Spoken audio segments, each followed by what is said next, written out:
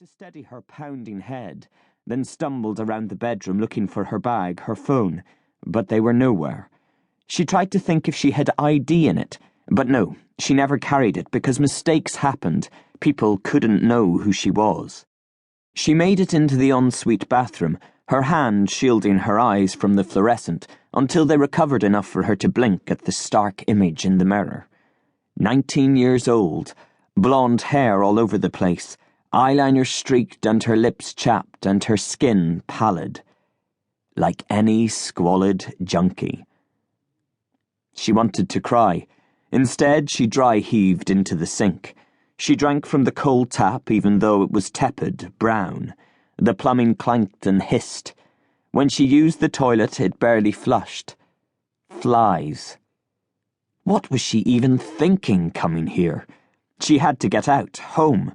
But she'd no idea where she was, and she wasn't stepping foot outside, not alone, not out there.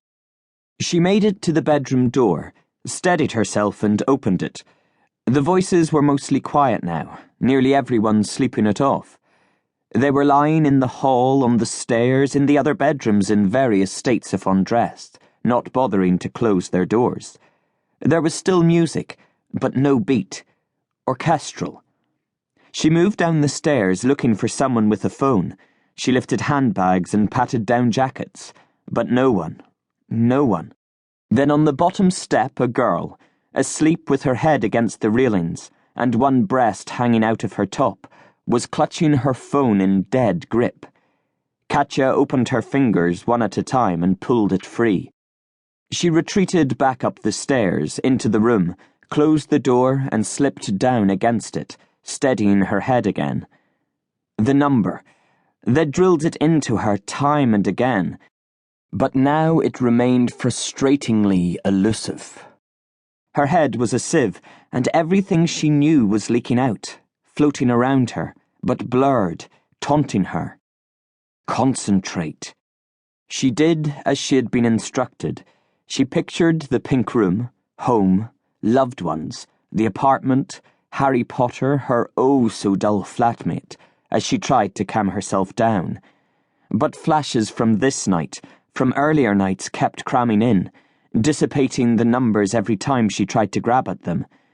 She put the phone against her forehead and thought of combinations of places, home, pets, parents, nice things, good things, but she just couldn't grab hold of the figure she needed.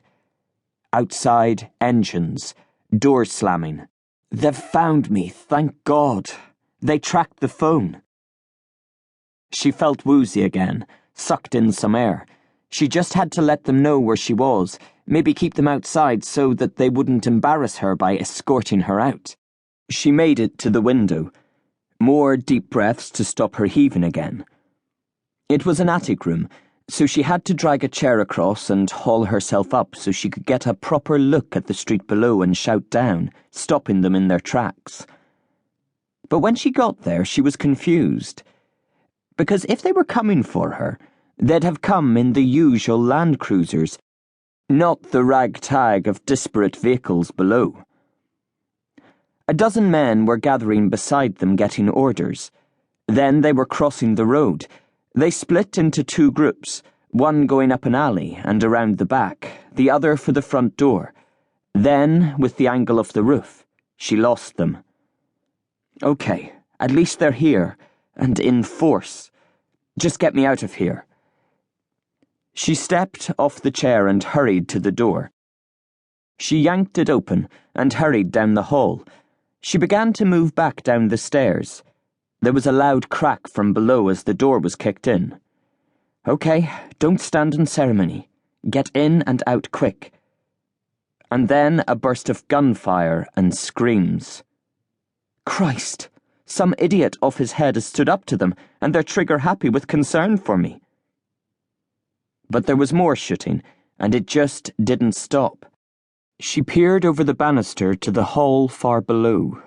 She saw the girl she had taken the cell phone off standing with her hands raised. The man before her, a bandana pulled up over his mouth and nose, just raised his gun and shot her in the head, and she went down. And suddenly she knew, because she'd read about